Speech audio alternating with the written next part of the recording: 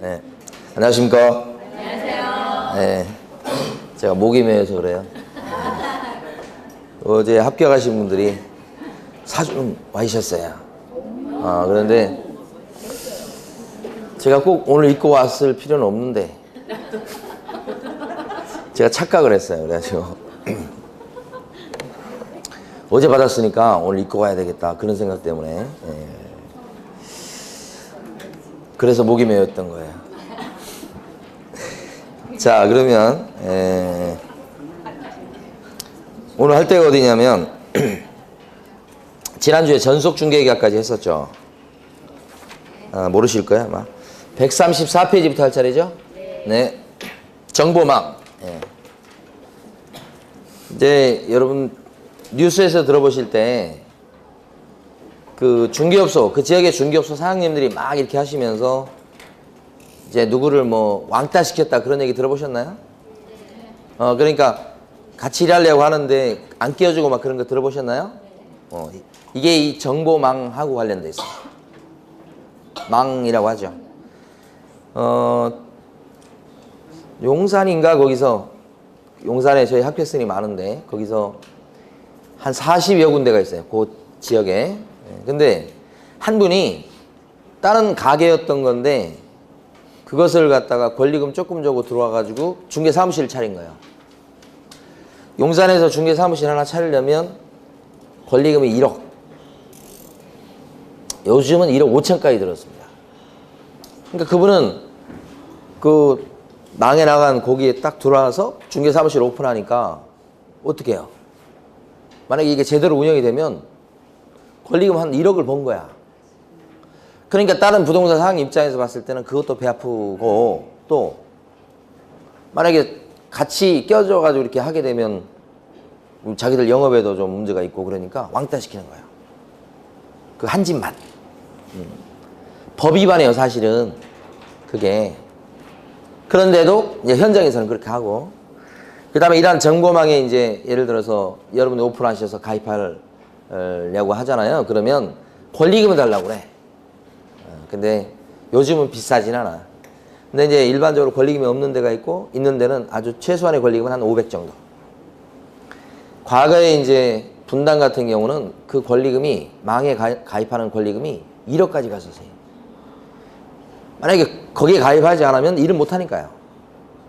그게 망이에요. 정보망. 자, 그걸 우리가 이제 시험에서 한 문제가 나오니까 공부를 해보는데, 요게 가만히 보면 요 가상적인 요 망, 거래 정보망이에요. 여기다가 회원들이 개업 공인중개사인 사장님들이에요. 개공들이라고. 이분들이 여기다가 물건도 올려놓고 또 필요하면 가서 검색도 하면서 이 개업 공인중개사 이 사장님들이 이용하는 인터넷 사이트예요.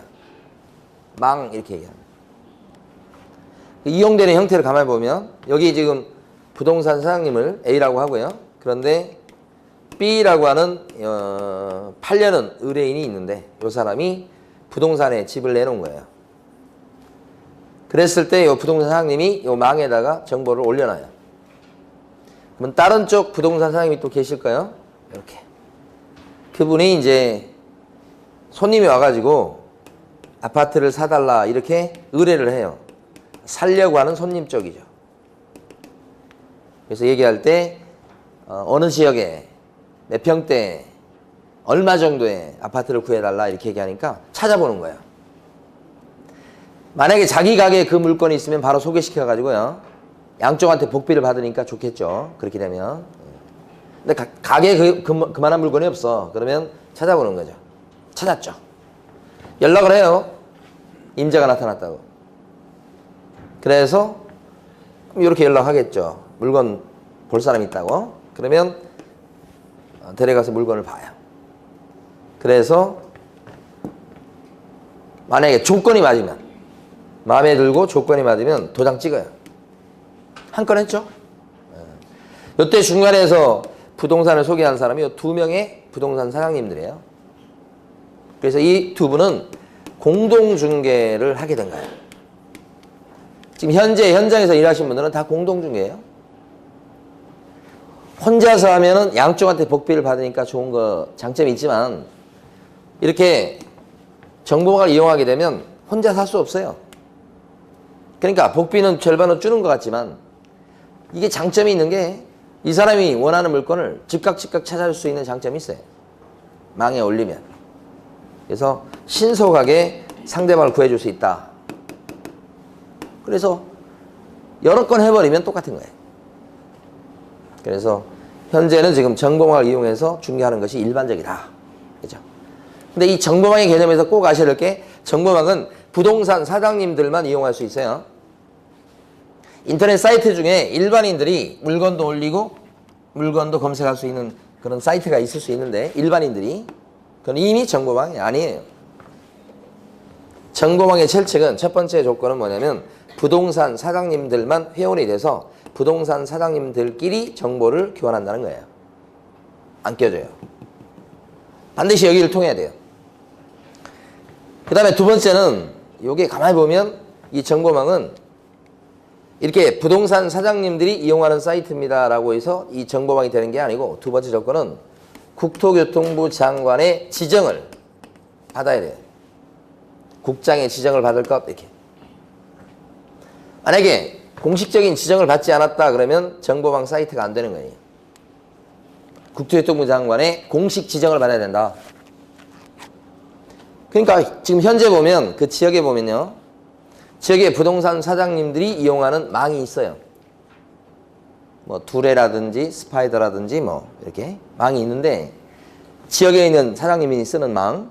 근데 그런 것은 지정을 받은 게 없어요. 현실적으로. 그러니까 법조문에서 배우는 망은 국장의 공식적인 지정을 받은 건데 그런 지정을 받은 것은 현실적으로 보면 중개사 협회에서 운영하는 한방이라는 사이트 거의 그게 유일해요. 그럼 한방은 잘 이용되지 않아요. 왜냐하면 한방은 광범위하긴 한데 그 지역의 중개업소들끼리 똘똘 뭉쳐서 이렇게 이용하기에는 너무 커요. 결속력도 떨어지고 그래서 요 한방이라는 사이트는 잘 이용이 안 돼요. 현실적으로. 지정을 받고 있어도. 지역에 있는 사장님들이 많이 쓰는 망이 따로 있는 거예요. 자, 그러니까 결론 거래 정보망이라고 하는 것은 두 가지 조건을 갖추는데 부동산 사장님들끼리만 이용한다. 두 번째는 국토교통부 장관의 뭐요? 지정을 받고 있어야 된다. 그거예요. 근데 지정을 받고 있는 이런 사이트는 여기밖에 없다. 거의 드물다는 거죠. 자, 그래서 교재에서는요 135페이지 보시게 되면 가로 2번에 위에요 반가로 2번이 있습니다. 중개사법에서 법에 새겨한 정보망이라고 하는 것은 개업 공인중개사 상호 간의 정보를 갖다가 교환하는 그런 체계다. 이렇게. 일반인들이 이용할 수 있는 사이트는 아니에요. 반가로 2번 본 겁니다, 지금. 자, 그러면요. 지정을 받으려면 자, 어떤 요건을 갖추고 있어야 되느냐 이걸 보도록 할 겁니다. 지정에 필요한 요건을 볼 거예요. 그래서 밑에 보시면 파란 박스가 있어요. 제일 밑에. 지정받으려면 5가지 조건을 갖춰야 돼요.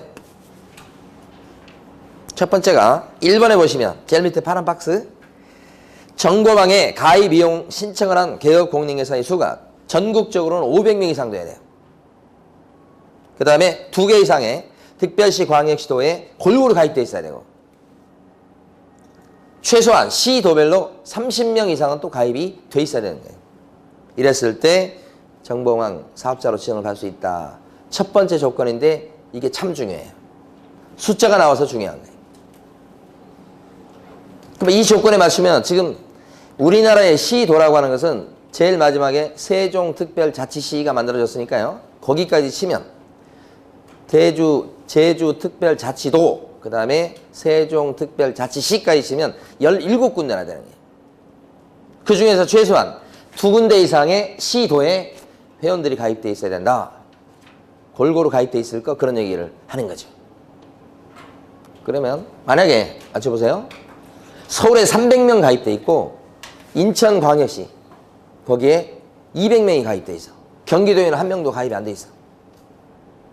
서울에 300, 인천에 200. 경기도는 1명도 없고 나머지도 없어. 자, 이러면 거래무 사업자로 지정을 받을 수 있을까요? 일단 전국적으로 봤을 때는 몇 명 이상 됐어요 지금? 500명 이상 됐잖아요. 300, 200이니까 500 됐잖아요. 그 다음에 두 군데 이상의 시도에 가입돼 있어야 되지요. 그러면 서울하고 인천이면 두 군데 되잖아요. 경기 없어도 최소한 두 군데. 근데 그 가입된 시도별로 몇 명 이상이요? 30명 이상. 300이고 200이니까 30명 이상 되잖아요. 지금 봤잖아요. 그게 1번 요건이에요. 응? 옛날에 비해서는 이 지정 요건이 굉장히 많이 줄어든 거예요. 뭐 옛날 제가 처음 강의했을 때만 해도 10군데 이상의 시도 막 그러고 그랬어요. 지금 많이 줄었죠.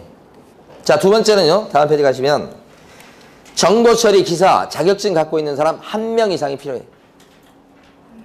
그 다음에 3번 보면 공인 중에서 1명 이상을 확보할 것 이런 거예요. 이게 지금 부가통신 사업이긴 한데 부동산과 관련된 부가통신 사업이에요. 그래서 중개사역증 갖고 있는 사람을 요구합니다. 그 정보망 사업체에서 일하고 있는 직원이 됐든 임원이 됐든 누구가 됐든 간 좋아요. 거기 임직원 중에 증 있는 사람이 1명 필요하다. 4번. 네 번째 조건은 뭐냐면 정보망 가입하는데 이 지장이 없을 정도의 컴퓨터 설비를 갖춰야 돼요. 그 컴퓨터 설비라고 하는 것은 이 서버 용량이 다수의 회원들이 동시에 접속해서 이용할 때 속도가 느려지거나 다운되거나 그러지 않아야 된다. 그 구체적 용량은 국장이 정하는 거예요. 그러니까 국토교통부 장관이 정하는 정도의 서버 용량이 됐을 때 지정을 받을 수 있다. 이런 거죠. 요게 네 번째. 근데 사실은 이제 아까 요건을 5가지라고 말씀드렸죠. 그게 앞쪽 페이지 하나 숨어 있어요. 135페이지에 넘어오시고 밑에 가로 2번 지정 절차 중에서 반가로 1번 지정 요건 구비 첫 줄 보시면 지정을 받을 수 있는 자는 전기통신사업법 규정에 의한 부가통신사업자로서 이거예요. 일단은 부가통신사업자가 돼야지만 거래정보 사업자로 지정을 받을 수 있다. 이런 얘기예요. 요거까지 치면 총 5가지 요건이에요. 부가통신사업자다 그런 것은 한국통신에서 회선을 끌어가지고 또 다른 서비스를 제공하면서 돈벌이 하고 있는 사람을 얘기하는 거예요. 부가통신사업자다 이렇게 얘기합니다. 그래서 이렇게 5가지 요건. 자, 그 다음에요. 그러면 이제 지정 절차를 갖다가 볼 건데, 자, 칠판에서 보시면 이런 5가지 요건을 갖추면 지정 신청을 합니다. 지정해주는 사람이 아까 누구라고 그랬죠? 국장. 그럼 시정 신청을 갖다 누구한테 하겠어요? 당연히 국장한테 신청하는 겁니다. 지정 신청을 국장한테. 이때 신청할 수 있는 사람은 누구냐 그러면 신청할 수 있는 사람은 부가통신 사업자로서 아까 요 5가지 요건을 갖춘 사람이 신청할 수 있죠. 그랬을 때 돈을 내느냐와 관련해서 수수료를 내라는 소리가 없어요. 독특합니다. 일반적으로 봤을 때 사무실, 중개사무실을 차리기 위해서 등록 신청할 때도 수수료 내죠. 분사무소를 설치하기 위해서 설치 신고할 때도 수수료 냅니다. 요때는 내는 소리가 없어요. 특징이 있죠. 대신에 법에서 요구하는 구비 서류를 제출해야 되겠다. 이렇게 돼요. 제출 서류, 구비 서류. 이 구비 서류는 몇 개일 것 같아요? 몇 가지. 지정 요건을 갖췄어요 라고 하는 것을 입증하는 서류거든요. 그러면 지정 요건이 몇 가지니까? 5가지. 그럼 구비 서류도 몇 개일까요? 5가지 이렇게 되는 거예요. 그래서 밑에 있는 파란 박스 보시면 1번부터 5번까지 나와 있죠? 136페이지. 그래서 1번도 있고 2번도 있고 3번도 있고 4번도 있고 5번도 있는데 지금 단계에서는 4번 하나 보시고요. 4번 보시면 공인중개사 자격증 4번이라고 나와 있죠? 공인중개사 1명 이상 있어야 되잖아요. 그래서 자격증 소지자가 있다고 하는 걸 입증하는 겁니다. 이게 왜 중요한 의미가 있고 출제가 됐었냐면 일반적으로 등록 신청할 때 자격증 4번 냅니까? 등록 신청할 때 사무실 오픈할 때 안 내잖아요. 등록관청이 확인해보니까. 분사무소 설치 신고할 때도 책임자의 자격증 4번 내던가요? 안 내잖아요. 왜요? 등록관청이 시도의사한테 확인하니까. 그런데 거래정보 사업자가 되겠다고 지정 신청할 때는 자격증 4번을 낸다고요. 그래서 특징이 있으니까 잘 기억해 주셔야 돼요. 자, 그러면 지정 신청이 있게 되면 이때 심사에서 지정을 해주는데 여기서 보실 게 지정 처분이잖아요. 자, 그러면 지정 신청이 있을 때 요 심사 기간이 며칠이냐? 여기 30일이에요. 그래서 지정에 필요한 요건을 갖추었다고 하는 것이 잘 입증이 됐다면 지정해줘요. 지정해준다고 하는 것은 지정 대장의 이름을 올리고 지정서를 주는 거예요. 그러면 지정된 거예요. 그러면 이 사람은 이미 정보망을 운영하는 거래정보 사업자가 된 것이에요. 사업자가 됐어요, 이미. 지정을 받아가지고, 이렇게. 그러면 이제 지정받으면 바로 정보망을 설치 운영할 수 있는 게 아니고, 정보망을 운영할 때 내부 약관을 갖다가 만들게 돼 있어요. 그걸 운영 규정이라고 그래요. 그 약관이라고 하는 것은 어떤 거냐면, 약관은 사업자 입장에서 봤을 때 이 사람들이 이걸 공짜로 이용하는 건 아니에요. 이걸 이용하는 값을 내야죠. 정보 이용료 같은 걸 내야 된다고. 그리고 만약에 이걸 이용해서 중개하다가 혹시라도 사고 나고 그랬을 때는 어떻게 책임질 건지 그런 것에 대한 약속이 있어야 되겠죠. 만약에 혹시 정보 이용료를 안 내면 이거 이용 계속 하게 하면 안 되겠죠. 몇 개월치 체납되고 그러면 끊어버린다든지 그런 거 있잖아요. 이런 식으로 해서 내부 자기들끼리 약관을 정해놓을 필요가 있다. 그게 운영규정이에요. 이런 운영규정을 갖다가 누가 만들까요? 만드는 사람. 만드는 사람은 사업자가 스스로 만들어야 해요. 국장이 만들어주진 않아요. 사업자가 만드는데 사업자가 만들면 보나마나 사업자한테 유리하게 만들 거죠. 그래서 검사 맡게 해요. 그 검사 맡아주는 사람이 누구겠어요? 당연히 국장이에요. 가만히 보니까 컴퓨터 서버 용량을 정하는 사람도 국장. 사업자 지정해주는 사람도 국장. 약관을 갖다가 검사 맡아서 승인해주는 사람도 국장. 나중에 잘못했을 때 제재를 내리는 사람도 국장. 정보망이라고 하는 것은 전부 다 국토교통부 장관하고 관련돼 있어요. 그래서 요게 심사, 만들어서 승인 받는 데까지가 3개월이에요. 3개월 내에 만드는 걸 제정이라고 그러고요. 검사 맡는 것을 승인 이렇게 얘기해요. 그래 놓고 어떻게 해요? 정말 정보망을 설치 운영할 수 있게 된다는 거죠. 이렇게. 교재에서 조금 이따 밑줄 그을 거예요. 근데 이 설치 운영은 약관을 만들어서 승인 받을 때 이때부터 이렇게 설치 운영하는 게 아니고, 그러니까 이렇게를 따지는 게 아니고 여기서부터 쳐서 지정을 받은 그때부터 1년 이내에 설치 운영하도록 돼 있어요. 그러니까 순서는 맞아요, 이렇게. 근데 1년 이내 일 시작하세요 이건데 이것은 지정 바꿔서 1년 이내 이렇게 다 있나가. 요게 이제 지정에 필요한 요건과 절차예요. 우리 교재에서 보면 136페이지에서는요. 반가로 3번을 보시면 반가로 3번에 지정 처분 및 지정서 교부라고 돼 있고 거기서는 셋째 줄에 보시면요. 지정 신청을 받은 날로부터 며칠 내 이를 검토해서 지정 기준에 적합하다고 인정됐을 때는 지정을 하고 이렇게 나온 거잖아요, 지금. 며칠 걸린다고요? 30일. 그 다음에 반가로 4번에 보면 운영규정을 만들어 승인받는다 이렇게 돼 있죠. 거기서는요. 첫 줄 끝부분에요. 언제까지 승인받습니까? 3개월 내 승인. 그 숫자 물어봅니다, 시험에서는. 그 다음에 오른쪽에요. 반가로 5번. 자, 수업 시간에 우리 밑줄 긋는 것만 밑줄 그으셔야 된다고 그랬습니다. 반가로 5번에 보면 사업자로 지정을 받은 자는 정당한 사유 없다면 지정을 받은 때부터 언제까지 설치 운영해야 되겠다? 요 1년이죠. 그런 숫자들 물어봅니다. 밑에 있는 박스 그림은 아까 제가 처음에 요 그림 요겁니다. 요 그림하고 똑같은 거니까 요 그림이 2번이나 시험에 나왔었던 거예요. 옛날에 은평구 쪽에서 어떤 분이 저희 그 합격생이야. 근데 딱 이제 사무실을 갖다가 차렸어. 오픈했어. 근데 회원 중개업소가 아니야. 회원 뭔 말인지 아시겠죠? 회원 업소가 아니고 자기는 비회원이야. 그러니까 요 회원 업소에 있는 사장님들이 얼마나 견제를 했겠어요. 왕따를 시키고. 근데 이분은 엄청나게 전투력이 센 사람이야. 그런 거 끄떡도 안 해. 눈 하나 깜짝 안 해. 그리고 더 나가서 어떻게 했냐면 사람마다 성향이 틀려요. 공정거래위원회에 가서 고발을 했어요. 자기 왕따 시킨다고. 갑이에요 지금. 왕따 당했어요. 조사 나왔어요. 나와가지고 이제 이 사람이 고발했기 때문에 이제 이런 데를 조사할 거 아니에요? 그래서 과징금 받았어요 전부 다. 대단하죠?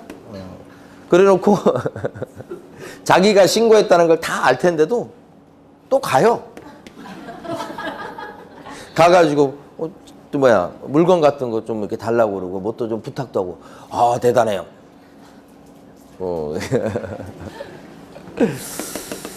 자 그런데 이제 그 나중에는 결국 여기를 떴어요. 아무래도 사이가 안 좋겠죠. 딴 데로 옮기셔서 저기 어디로 갔냐면 저기 은평 뉴타운 쪽으로 들어갔지. 예, 들어갔는데 어쨌든 그런 분도 계시더라. 사람 성향에 따라 틀리는 거예요. 예. 자 마지막으로 정리하고 넘어갈게. 여기 보면 요 정보망을 운영하는 요 사람이 거래정보 사업자예요.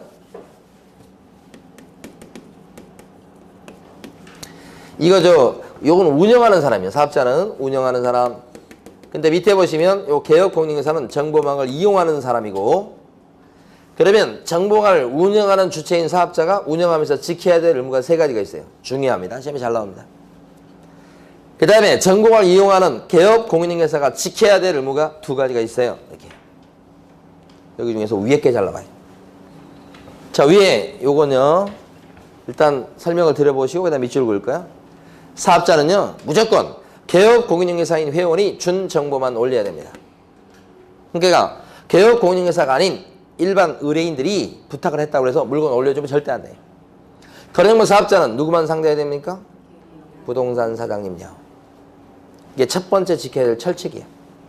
두 번째는 부동산 거래정보 사업자는 개업공인중개사가 준 정보에 한해서 공개할 때 이것을 바꾸거나 내용을 막 왜곡시키거나 그러면 절대 안 돼. 그대로 올려줘야 돼. 그러니까 두 번째는 다르게 올리면 또 안 돼. 이 사람이. 세 번째는 이거 정보망을 운영할 적에 요 사람을 차별하면 안 돼. 이런 사람을. 똑같이 이용할 수 있도록 해야 돼. 차별하면 안 되겠다 하는 거죠. 요게 거래정보 사업자가 지켜야 될 세 가지 아주 중요한 의무. 그죠? 자, 밑에 있는 개업공인중개사가 지켜야 될 의무는 두 가지예요. 하나는 뭐냐? 허위 매물을 올리면 안 돼. 올릴 때. 두 번째는 올렸다가 이것처럼 이 사람이 연락 와서 팔리잖아요. 이 올린 물건에 대해서 거래가 됐어요. 전세가 나갔어요. 그러면 어떻게 해야 되냐면 여기 개업공인중개사는 거래정보 사업자한테 그거 팔렸어요. 전세 나갔어요. 라고 거래가 된 사실을 통보해 주게 돼 있어요. 누가요? 부동산 사장님이. 그래서 더 이상 불필요한 정보가 유통되지 않도록 할 필요가 있다. 누구의 의무예요? 개공. 자, 밑줄 그어봅니다. 137페이지에서요. 제일 밑에 부분에 보시면 반가로 2번이 있습니다. 끝부분에. 동그라미 끝부분에 반가로 2번이 있고 동그라미 1번. 자, 거래정보 사업자는 개업공인중개사로부터 의뢰받은 중개대상물의 정보에 한해서 이를 정보망에 공개해야 되며, 누가 준 정보만 올리래요? 개공요. 의뢰받은 내용과 뭐요? 다르게 공개하면 돼요? 안 돼요? 안 되고요. 자, 다음 페이지. 어떠한 방법이 됐든지 간에 개업공인중개사에 따라서 정보가 차별적으로 공개가 되도록 해서도 안 되겠습니다. 이렇게. 뭐 제재 같은 건 지금 단계에서는 볼 필요 없을 것 같아요. 자, 그 다음에 가로 2번 가보십니다. 가로 2번에 가면 밑에 가로 2번에 가시면 동그라미 1번 셋째 줄까지 밑줄 긋겠습니다. 개업공인중개사는 정보망에 중개대상물에 관한 정보를 거짓으로 공개해서는 안 되고, 공개한 중개대상물의 거래가 완성되었을 때는 정보를 갖다가 공개한 개업공인중개사는 그 사실을 거래가 돼버리면 완성되면 그때는 어떻게 하라고요? 지체 없이 사업자한테 알리라고 해요. 이게요. 개업공인중개사의 의무다. 이렇게 보시면 되고요. 됐습니다. 이제 143페이지 가겠습니다.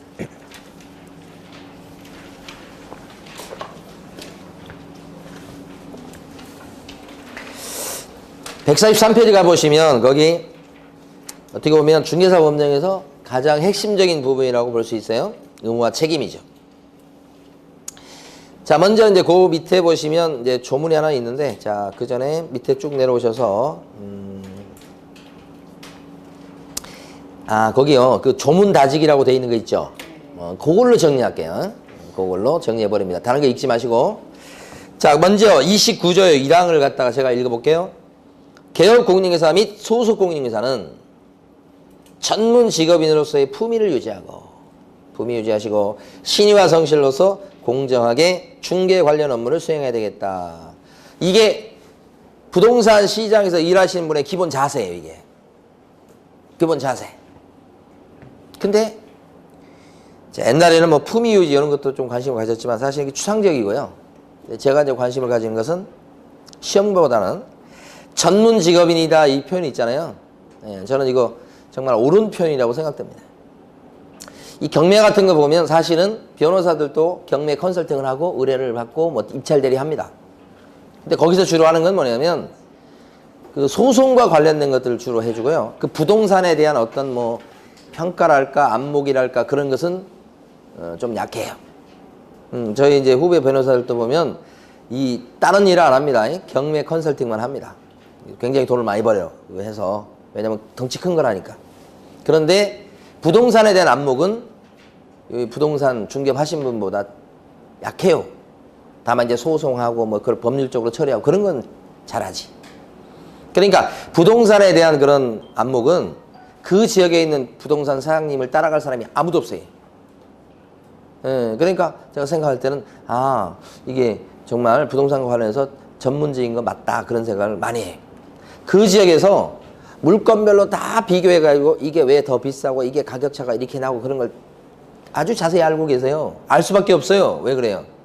자꾸 물건을 비교하기 때문에 그래요. 자꾸 물건 보면서 비교하고. 그러니까 경매 같은 경우도 가만히 보면 물건에 대한 부동산에 대한 안목을 갖다가 많이 이렇게 갖고 있는 사람들은 자꾸 돌아다니면서 부동산을 본 사람이에요. 비교가 되잖아. 그러니까 요건 저거보다 조금 못하니까 가치가 이 정도다는 것을 자꾸 자기가 평가를 하게 돼요. 감정평가사는 아닐지라도. 그 지역에서 만약에 10년, 20년 한 사람이라고 해봐요. 그러면요. 딱 얘기만 나오면요. 서열이 딱 정해져 버렸어요. 딱 정해져 있어요. 거기가 어떻게 되고 변화가 어떻게 되고 이걸 아주 자세히 알고 있다고요. 그러니까 전문가 아니고 그 사람이 뭐예요. 그리고 제가 처음에 2000년도 초반에 강의를 시작할 때만 해도 자격증 공부하신 분들이 연세 있으신 분들이 많았어. 그런데 지금은요. 젊은 층이 많이 늘었고요. 그 다음에 또 가만히 보면 막 선생님 하셨던 분들 은행 다니셨던 지점장 하시다 나오신 분들 퇴직 공무원들 많고요. 그래서 옛날보다 수준이 올라갔어요. 제가 인정하지 않으려고 해도 인정할 수밖에 없어요. 시간이 이렇게 흐르면서. 그래서 전문 직업인 거 확실하고요. 그러니까 여러분들 나중에 자격증 따셔가지고 근데 대신 부동산도 이제 마찬가지입니다. 자기 전문 분야가 있어야 돼. 어떤 사람은 어느 지역에 땅이다 그러면 자기 따라올 사람이 없다. 자기는 서울에서 상가를 하는데 상가 중에 자기는 뭐요? 노래방을 한다 그래요. 그러면 서울에 있는 노래방을 다 꿰고 있어요. 그 사람을 누가 따라가? 어떤 사람은 편의점만 해요. 물론 프랜차이즈에서 하는 것도 있지만 그거하고 연계돼서 하더라고. 그러니까 편의점에 대해서는 어느 위치에 있는 편의점이다 그러면 매출까지 다 알아요. 권리금까지 다 알고 있어요. 모든 걸. 누가 따라갑니까? 그런 자기 전문 분야를 갖춘다면 성공할 수 있다. 이렇게 봐요. 그래서 여기도 점차 이제 전문화가 되고 분화가 되기 시작할 겁니다. 부동산 쪽도. 그래서 여러분들 자격증 따서 자기하고 맞는 자기만의 전문 분야를 개발을 하셔가지고 1인자가 되세요. 될 수 있고. 워낙 부동산이 분야가 다양해요. 그러니까. 자, 그 다음에 품위 유지하는 거. 이것도 추상적이지만 지키셔야 돼. 그 다음에 신의와 성실로서 공정하게 중개 업무를 수행해야 되겠다. 이렇게 기본 자세에 대해서 쓰고 있으니까 한번 지금 읽어본 거고요. 별 의미는 없어요. 자, 도그라미 2번. 시험에 잘 나옵니다. 일단 도그라미 2번 조문 한번 읽어보고 넘어갈게요. 개업공인중개사 등은 이법 및 딴 법에 특별한 규정이 있는 경우를 제외하고는 업무상 알게 된 비밀을 누설해서는 안 된다. 그리고 개업공인중개사 등이 업무를 떠난 후에도 또한 같다 이렇게 돼 있어요. 자, 이게 비밀 지키는 무역. 전문 직업, 전문 직종에 대해서는 이런 비밀 지키는 뭐가 다 있어요. 변호사, 의사, 한의사, 뭐 변리사, 공인회계사 다 있어요. 세무사 다 있어요. 그러니까 세무사들도 자기가 어떤 사람 세무 처리를 해주잖아요. 어떤 회사라든지 이런 거. 그랬을 때 그 정보를 다른 사람한테 이렇게 누설하면 법에 위반해요. 법에 위반돼요. 걸려요. 그래서 제가 관심이 있어서 막 어떤 사업체에 대해서 물어봐도 세무사나 회계사가 가르쳐주면 안 되는 거예요. 부동산 중개업 사장님도 마찬가지다 이거예요. 부동산 중개 활동을 하다 보면 손님들의 비밀을 얻어들을 수 있다. 그 비밀 그러면 와닿지 않을 수도 있어요. 그런데 가장 대표적으로 예를 들 수 있는 게 뭐냐면 계약을 했다 안 했다 그 자체가 비밀이에요. 그래서 예를 들어서 옛날에 좀 논란이 됐던 게 어떤 사람이 지금 범죄 혐의가 있어가지고 형사가 뒤를 쫓고 있어. 근데 형사가 이렇게 뒤를 쫓다 보니까 그 사람이 가끔씩 부동산을 찾고 들러. 그 형사 궁금할 거 아니에요. 부동산을 가서 뭐 하는지. 그래서 형사가 와서 물어. 저 사람 여기 왜 오냐고. 이것 때문에 지금 자기가 뭐 하고 있다고 얘기하면서 지금 이제 그 부동산 사장님한테 이제 정보를 캐려고 하는 거지. 그리고 그 관련해서 계약을 했는지 안 했는지를 물어봐. 무슨 계약했는지 이럴 거예요. 그러면 이제 부동산 사장님은 그거에 대해서 형사니까 얘기해줘도 괜찮을까요? 안 되는 거예요, 이게. 영장이 있기 전까지는 안 되는 거예요. 영장 들고 와서 막 이렇게 압수해서 가서 자기들이 떠들어 보는 건 모르겠는데 자발적으로 얘기해주면 여기에 걸려요. 그게 유권 해석이에요. 그러니까 가장 기본적인 게 그거고요. 계약을 했냐 안 했냐. 제가 옛날에 어떤 그 부동산 사장님하고 점심 식사할 일이 있어가지고 사무실 나와가지고 쭉 걸어가는데 식당까지. 부동산 사장님이 제가 여쭤보지도 않았는데 제가 부동산님한테 얘기도 안 했는데 가시면서 그 동네에 있는 모든 부동산에 그리고 집안 내력에 대해서 저한테 다 브리핑을 해요.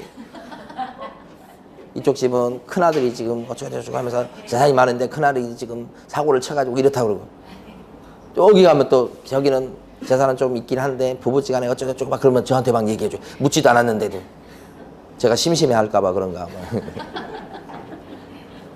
그 얘기해주면 안 된다는 거예요. 그게 이제 문제가 돼서 형사처벌 받는 사람은 아직까지 본 적은 없어. 그렇지만 하여간 이해를 하시라는 거지.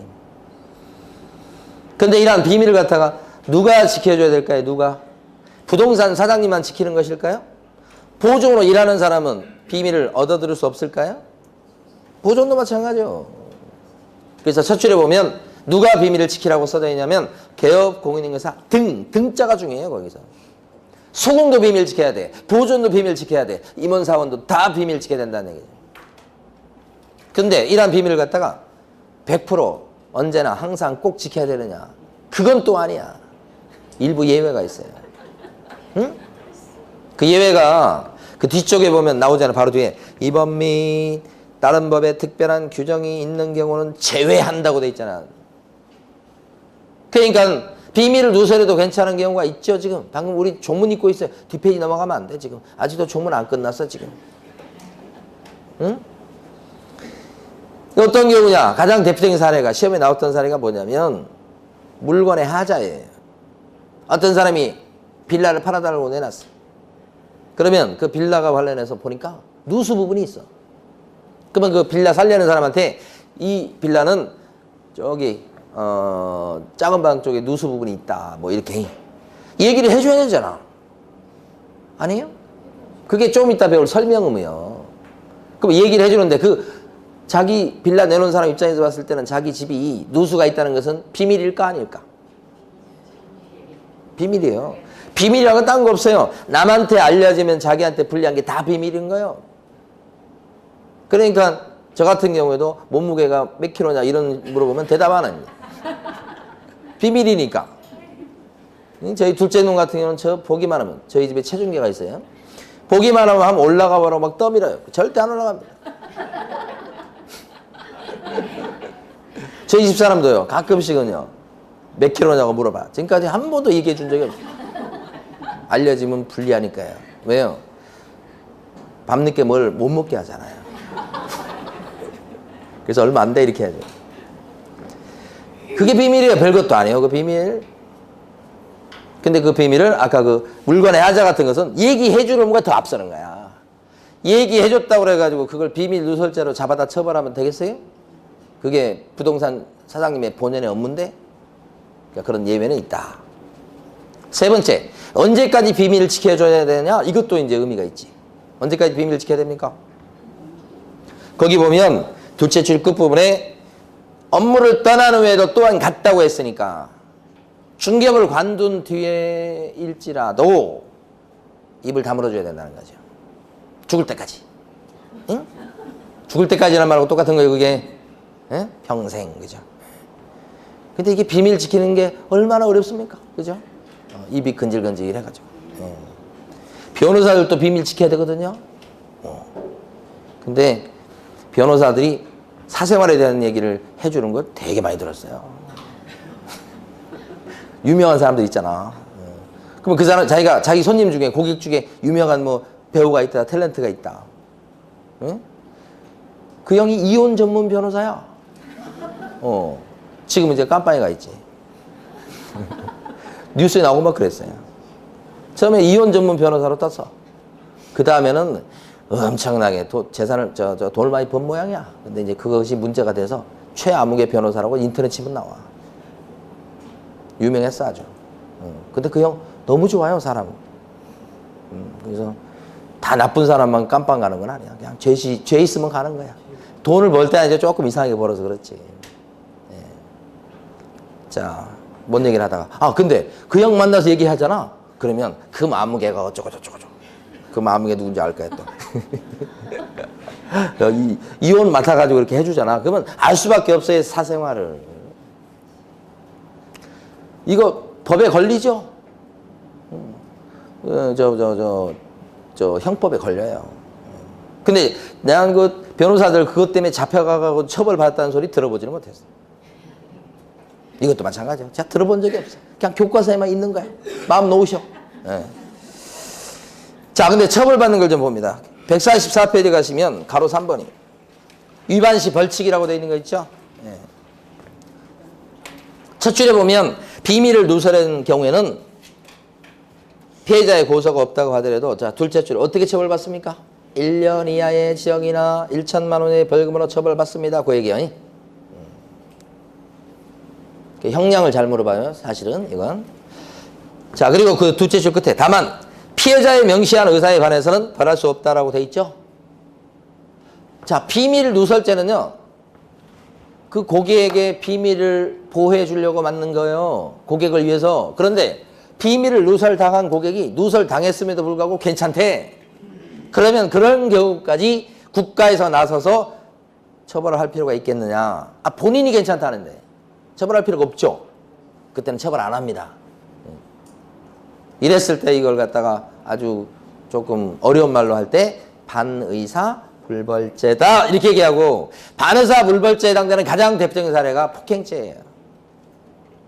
얻어맞은 사람이 얻어맞고 막 아픈데도 불구하고 괜찮다고 경찰서에 가서 막 얘기하죠.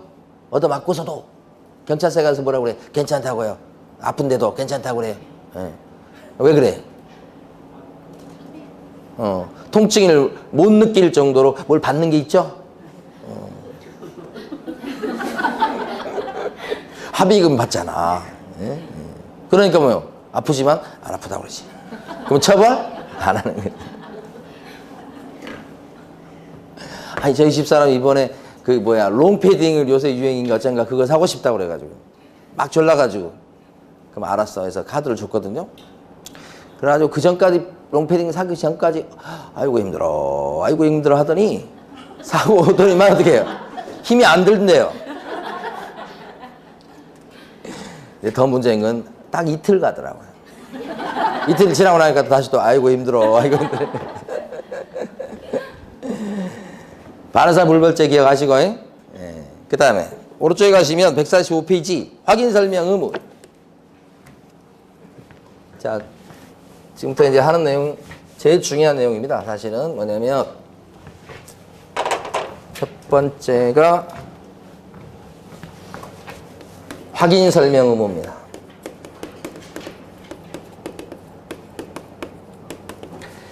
자, 물건이 이렇다 저렇다 설명해 주는 거고, 이거 설명했을 때는, 자, 두 번째는 뭐냐면 증거 남기셔야 됩니다. 그게 확인 설명서를 갖다가 적어주는 겁니다. 작성해서 교부하고 보존하는 겁니다. 그 다음에 중요한 업무가 또 하나 더 있어요. 그게 뭐가 있냐면 계약서 써주는 겁니다. 거래계약서.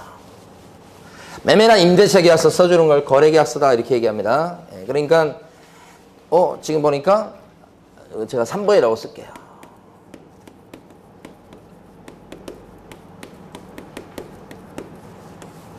계약서를 먼저 쓰겠습니까? 확인설명서를 먼저 쓰겠습니까? 아닙니다. 여기서 수가 먼저 나왔지만 계약서 쓰고 그 다음에 확인설명서 쓰는 겁니다. 그죠? 자, 요 칠판에 이렇게 써놨어요. 이 세 가지 뭐 확인설명, 확인설명서 작성, 그 다음에 거래계약서 작성, 요거 있잖아요. 요게 중요한 일이에요. 중요한 일. 부동산 사장님이 원래 해야 될 중요한 일 세 가지요, 이게. 순서를 보면 설명을 하지. 그래서 한 건 하지. 그리고 그때 이걸 적어주는 거예요, 이렇게. 순서가 그렇게 되는 거예요. 계약서를 먼저 쓰죠. 사실은. 번호를 이렇게 붙여놨어도. 그러면 여기서 확인설명 의무부터 이렇게 볼 거예요. 자, 그때 확인설명은요. 자, 한번 읽어보고. 교재는 146페이지로 넘어가 보세요. 그 위에 가로 1번에 반가로 1번 첫째 줄부터 자 넷째 줄까지 밑줄 긋겠습니다. 제가 읽어보면서요. 개업공인중개사는 나왔죠. 중개 의뢰를 받은 경우 그래서 중개 완성되기 전에 중개 대상물의 종류나 소재지, 면적, 권리관계 등에 관한 사항을 확인해서 이것을 당해 중개사물에 관한 권리를 취득하고자 하는 중개 의뢰인에게 어떻게 하라고요? 성실 정확하게 설명하고 토지 대장 등본 또는 부동산 종합증명서, 등기사항 증명서 등 설명의 근거 자료를 제시해야 되겠다. 여기까지. 그죠? 이게 확인 설명입니다. 이걸 보시면서 여러분들이 몇 가지를 답을 해보셔야 돼. 확인 설명은 누가 해야 된다고 써져 있습니까? 누구 보고 확인 설명해라 이렇게 돼 있어요. 법이 첫 줄에요. 개업 공인중개사는 이렇게 돼 있죠. 그러니까 부동산 사장님이 해야 될 일이에요. 개공요. 그러면 소공은요. 지금 법정을 보니까 소공 보고 설명해라 그런 얘기 있나요, 없나요? 없어요, 여러분. 그러니까 소공은 설명할 의무는 없어요. 근데 소공은 우리 용어에 공부할 때 보면 중개 업무를 봐줄 수는 있죠. 중개 업무가 요 세 가지예요. 그러니까 소공이 확인 설명을 해줄 수는 있으나 의무는 아니다 이 말이야. 잘 구별하셔야 돼. 개공은 설명해줘야 되고, 그죠? 할 수도 있는 사람이고 해줄 의무까지 있는 사람이에요. 여기는요. 의무는 없지만 대신해서 설명을 해줄 수는 있다. 중개보조는 어떤 사람 같아요? 설명해줄 의무는 당연히 없고 그 다음에 이런 중개 업무를 봐줄 수도 없는 사람이죠. 그러니까 이 사람은 확인 설명하면 안 돼. 근데 현장에 가면 중개보조원 자격증 없으신 분들이 막 이 집은 대출이 얼마 께 있고요. 그 다음에 이런 막 설명해버리죠. 다 법 위반이야.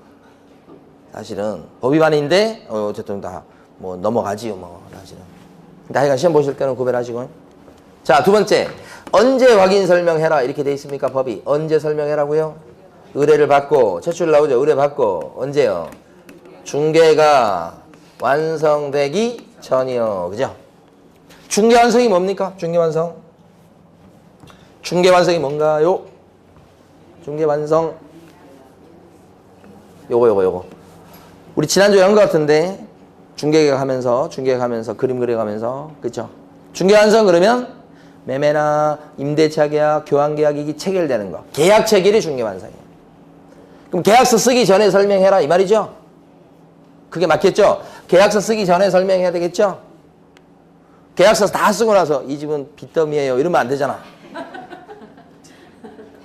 계약서 쓰기 전 아무것도 아닌 것 같지만 이게 시험에 나오는 거라니까 이게. 계약이 체결될 때 그러면 틀리다니까 이게. 쓰기 전. 자, 세 번째. 누구한테 확인 설명하래요? 누구한테 설명해야 될 것 같아? 매도인하고 매수인이 있으면. 매도인과 매수인이 있으면 여러분들이 지금 부동산 사장님이야. 누구한테 설명해야 돼? 매도인한테 설명한다고요? 매수인. 제가 귀가 이상하네. 누구한테요? 취득의뢰인, 그죠? 매수인한테. 임대차 계약일 때는요. 임차인한테. 대출 얼마 있다 설명해야죠, 그죠? 응? 이렇게. 자, 네 번째. 무엇을 설명할까요? 그랬더니 우리 지금 방금 전에 읽은 데 보니까 뭐 소재 뭐 이런 거 쭉 나와 있죠? 이게 확인 설명사항이에요. 이 확인 설명사항이 총 9가지예요. 우리 이거 조금 이따 보도록 합니다. 근데 중요합니다. 여기. 자, 노랗게 별표 친 데가 중요한 겁니다. 확인 설명사항 9가지 좀 이따 볼 거예요. 자, 마지막 5번째. 여기까지 보고 쉬도록 할 건데 어떻게 확인 설명하라고 지금 방금 전에 읽은 데서 나와 있나요? 어떻게 설명하시라? 거짓말하지 말고 성실, 정확하게 설명하라고 돼 있죠? 근데 이때 설명할 때는 자, 설명한 내용을 뒷받침할 수 있는 근거 자료를 뭐 해가면서 설명하시라? 보여줘가면서 설명하세요. 이렇게 하는 거죠. 그러니까 이게 어떤 의미냐면, 이것도 중요합니다. 어떤 의미냐면, 이 집이 대출이 2억 껴 있어요. 그러면 말로만 할 게 아니고, 등기사항 증명서를 보여주면서 대출이 2억 있어요. 라고 설명. 물건 소개할 때 이 집은 아파트인데 전용 면적이 84제곱미터예요. 라고 건축물 대장을 보여주면서 설명. 이렇게 하는 거예요. 그 다음에 요 단독주택은 준주거지역에 위치하고 있어요. 라고 토지이용 계획 확인서를 보여주면서 준주거지역 이런 거 공법 시간에 배우시죠? 준주거지역에 위치하고 있어요. 이렇게 한다. 보여주면서 설명해라. 말로만 하지 말고 그 뜻이죠. 이게 제시죠. 제시. 방법이죠? 이렇게. 자, 세 군데 중요한 거 별표했고요. 자, 쉬었다가 요것을 이제 요것을 좀 더 해보도록 하겠습니다.